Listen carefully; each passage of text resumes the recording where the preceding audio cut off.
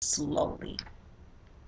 When you're dealing with a guy who breaks you down slowly, right? It's like it's a game to it. It's a mind game. It's about control subtly through passive aggression, and it's about manipulation, controlling you, controlling how you think, but also manipulating you and persuading you, as opposed to just coming right out and saying this is what he needs. It's like it's a game.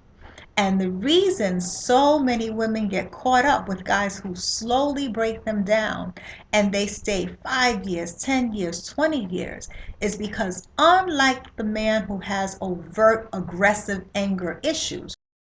What do you got for me?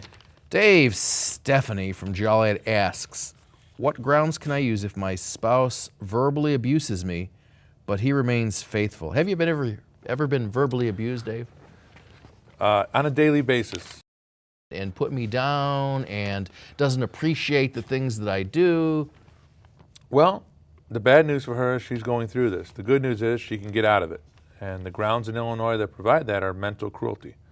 If he's belittling her, if he's telling her he doesn't love her, if he's making her feel worthless, and she's not doing anything to provoke this, he's just coming out and causing her all kinds of hell. You mean you have to tell your spouse that you love them?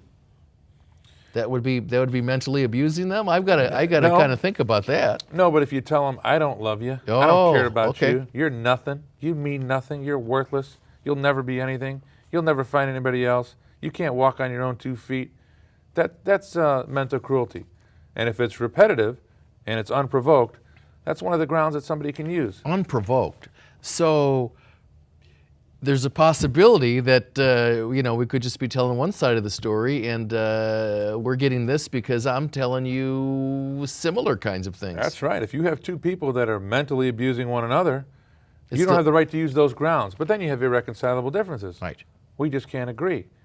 We can't agree to stop mentally abusing one another. So there are other grounds, and we should talk about those. There's adultery. Everyone's familiar with that.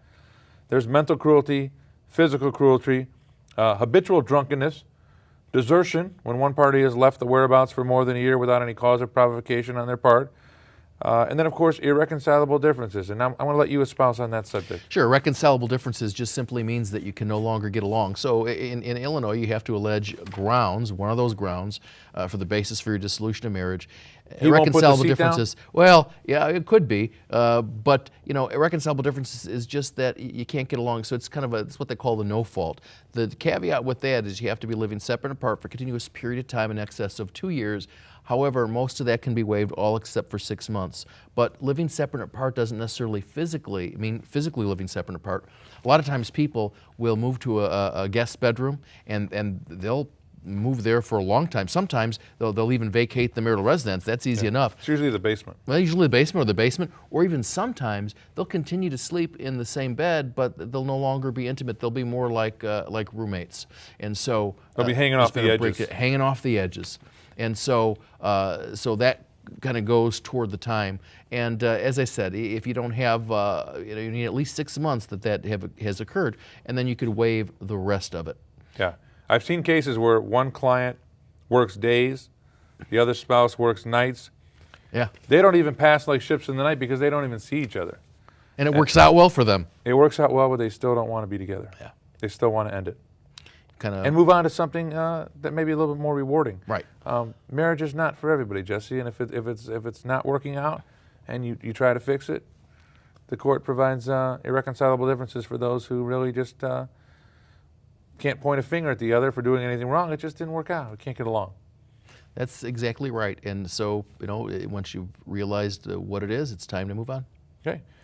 Development moves forward when there are resources for it, but when there's massive insecurity or trauma, that's the great interrupter. Now resources are being used for other things and none for development. We see children develop physically, but emotionally, psychologically, stunted.